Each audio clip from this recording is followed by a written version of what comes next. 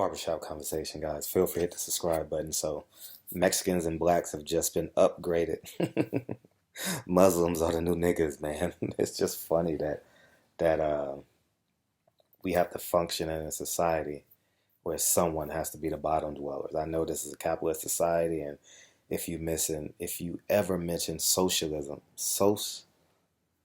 if you ever say the president is a socialist or you believe in that, um, they will ostracize you out of America and American politics. But I'm I'm look at your news feed, and you got Muslim mothers crying, Muslim fathers crying. You have all these independent stories coming out about how we work hard, and we want the same rights as everyone else. Well, Colin Kaepernick is both, I believe. He's Muslim and black. I believe he's dating into the Muslim faith, I believe, if I'm not mistaken. And we ostracize him. So it's just funny, like where America stands on these issues. It's like a fluid situation, but you can only fight for injustices when it galvanizes America.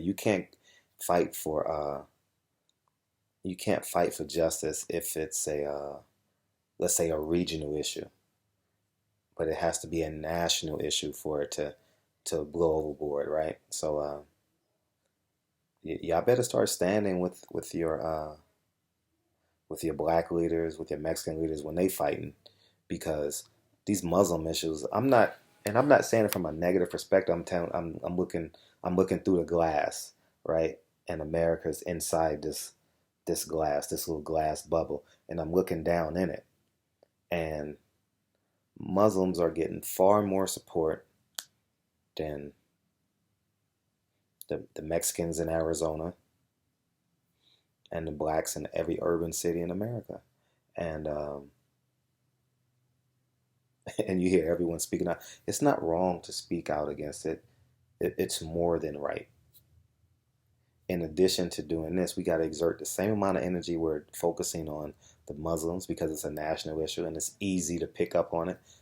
It's very challenging to support a 17-year-old ex-felon who did everything right, then gets shot by the police officer, right? Whether he's black or Mexican.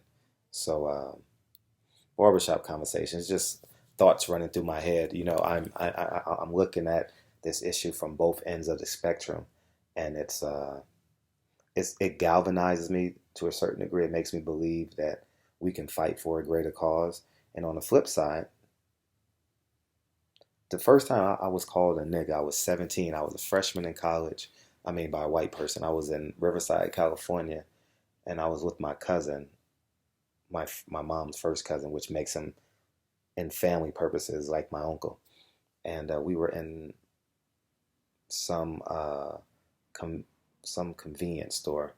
Not a convenience store, like a drugstore, like a today would be like a CVS, but I forget what it was. And we were standing in the line, and this drunk white guy called me a nigga, and I boiled over. Um, and since then, I've been fighting the struggle, you know. And it's so it's refreshing that we can stand behind something and fight. And then on the flip side, we can't play we're always the victim, pity me, pity you, when we bring up our issues. Colin Kaepernick were ostracized by every man in America, you know, of the same color and the same race. So barbershop conversations, these are just thoughts I'm having with you guys. And and we'll continue this conversation on another video. Talk to you guys soon. Peace.